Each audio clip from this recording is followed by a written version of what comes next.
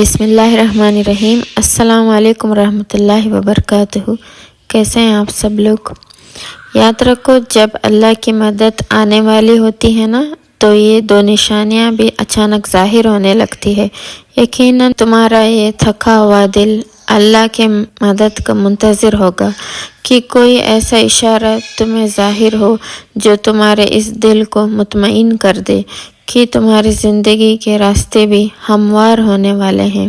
تو سنو، اللہ تعالیٰ فرماتا ہے کہ تمہارا رب چاہتا ہے کہ تمہارے ساتھ آسانی کا معاملہ کرے اور تم ان لوگوں کی باتوں کا غم نہ کیا کرو، کیونکہ سب کچھ نا اللہ کی طرف سے ہی ہوتا ہے۔ اس پر ہر ایک چیز آتا ہے، جو کچھ بھی گزر چکا ہے اور جو کچھ بھی موجودہ چل رہا ہے اور جو کچھ بھی آگے آنے والا ہے، اس پر نا سب اللہ تعالیٰ کا ہی حکم ہے۔ کسی کی وجہ سے آپ ڈپریشن میں جا رہے ہو یا پھر سکون نہ ہو، اور اگر آپ کے لائف میں کچھ بھی برا ہو گیا ہو تو اس کا مطلب یہ نہیں کہ آپ کا لائف خراب ہو گیا ہے، اور آپ کا یقین اللہ پر ہونا چاہیے، دنیا والوں پر نہیں۔ اور اگر آپ کو کوئی آسانی نظر نہیں آ رہا ہو تو تب بھی آپ پورا اللہ پر بھروسہ رکھو، وہ جب چاہے وقت پلٹ دے گا، حالات بدل دے گا۔ اور یاد رکھو، تمہارے رب کے لیے یہ بڑا کام نہیں۔ حضرت موسیٰ علیہ السلام کا وہ واقعہ یاد کریں، جب سامنے سمندر آ گیا، قوم دیکھتی ہے فرعون اپنے لشکر کے سمیت آ گیا اور پوری قوم خوف زدہ ہو جاتی ہے، لیکن اس وقت موسیٰ علیہ السلام کا جواب آیا، نہیں، میرے ساتھ میرا رب ہے، وہ راستہ دے گا اور وہی مدد بھیجے گا۔ اور بھیجی گئی نا مدد، تو یہی ایمان ہو تمہارا بھی۔ اللہ فرماتا ہے، جہاں کہیں بھی تم ہوتے ہو، اللہ تمہارے ساتھ ہوتا ہے، اور جس کا یہ یقین ہوتا ہے نا، اس کا زمین و آسمان کا فرق قائم ہو جاتا ہے۔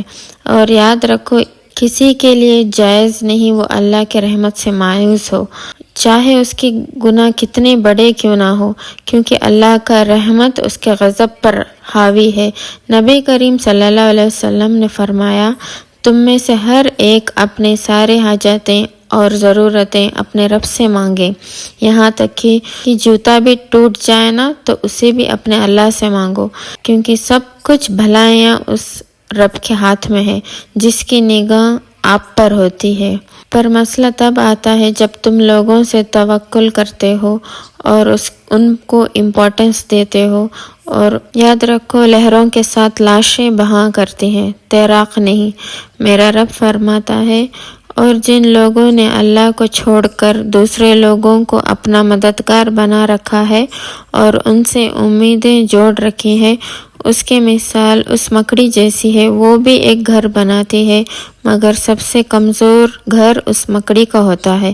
کاش کہ تم جانتے کہ اللہ کی مشیت ساری مشیتوں پر غالب ہے، اور اس رب نے جو چیز تمہارے لیے بنائی ہے نا، وہ خود تلاش کر رہی ہے، یقین رکھنا وہ تمہیں مل کر رہے گی۔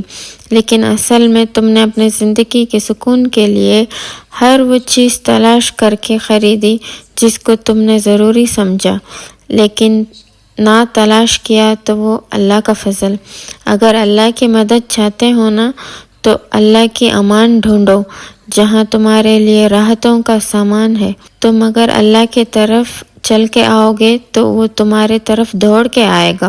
تم اللہ کو یاد کرو گے تو وہ تمہیں یاد رکھے گا، لیکن اگر تم اللہ سے بے پرواہ ہو کر کسی اور سے مدد کی امید لگاتے ہو تو اپنا ہی نقصان کر بیٹھو گے، کیونکہ اللہ فرماتا ہے، یہ دنیاوی آسرے تمہارے کسی کام کے نہ آئیں گے، کیونکہ تمہارا رب ہی اسباب ہے، وہ اسباب کا پابند نہیں۔ اگر تمہارا یقین ہے تو اللہ پر یقین ہے، صرف تمہیں اللہ پر یقین ہونا چاہیے، دنیا کے لوگوں پر نہیں۔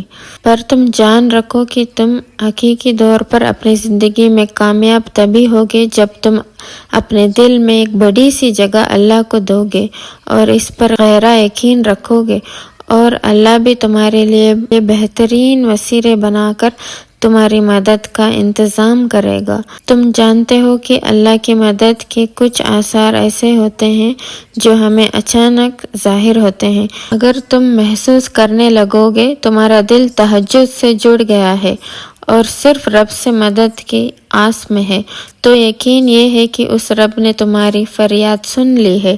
وہ اپنی مدد کا ہر دروازہ تم پر بہت جلد کھولنے والا ہے انشاءاللہ۔ میری دعا یہ ہے کہ ہم سب کی دعاؤں کو اللہ تعالیٰ قبول کرے اور ساری مشکلیں آسان کر دے، آمین۔